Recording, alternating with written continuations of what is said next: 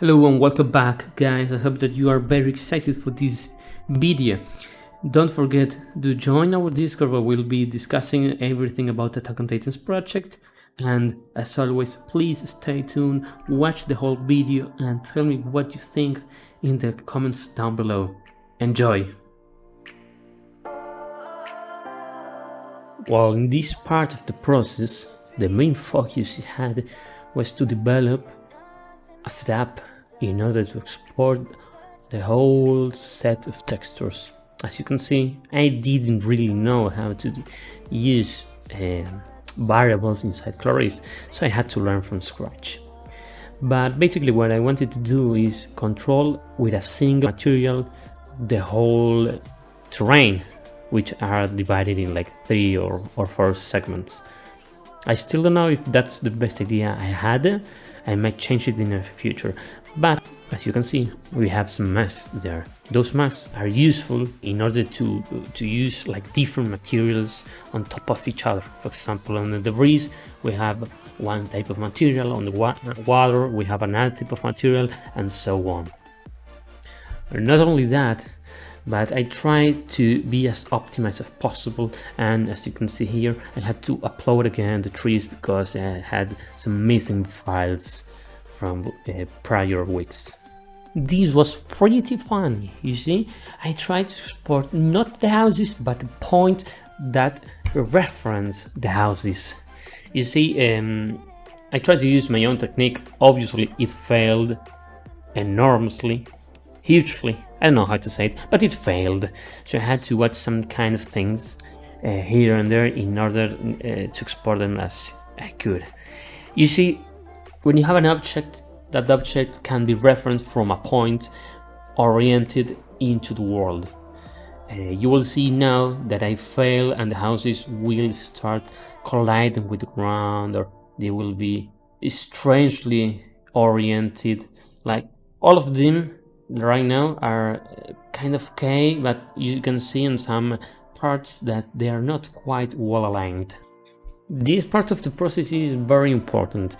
It's very important because I had to find a way in order to merge these 3 types of layouts with each other. You know, it's sometimes hard for me, because I'm not an environment artist, to find the best way to create a scenario. In this case, as you can see, each time I close Houdini is because it crashed.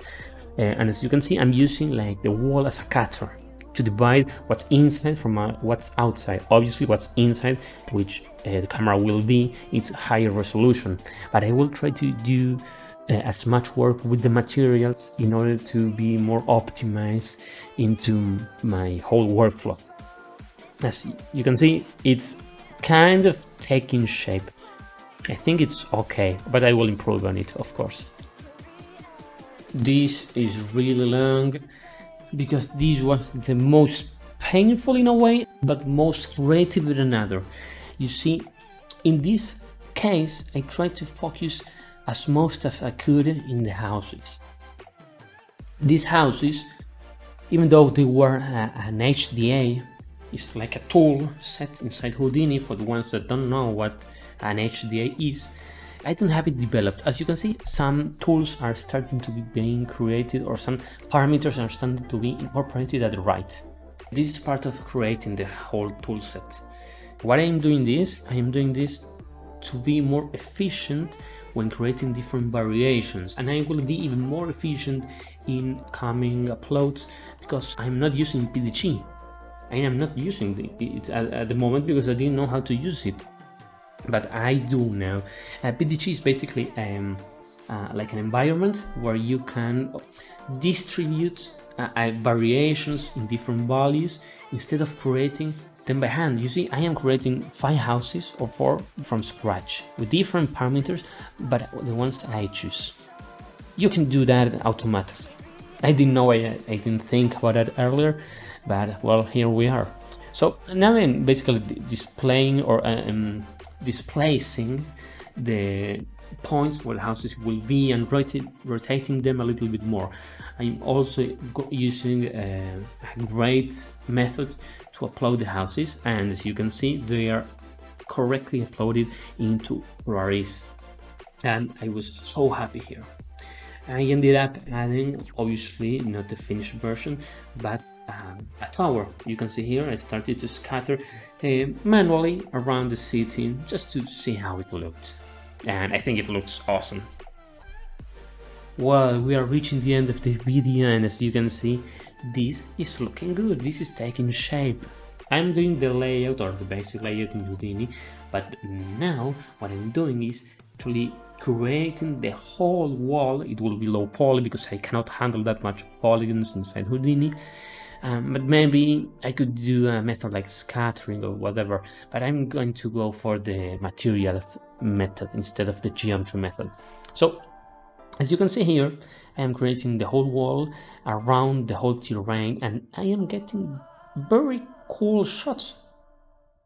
Look at this. This is like almost, it's not real life, but it gives a vibe of reality and scale that I didn't have before. I didn't have that before because I didn't have the walls. If you can see the reference image, well, basically go watch chapter 1 or chapter 2 from season 1, and you will see that there is some kind of resemblance to the pictures.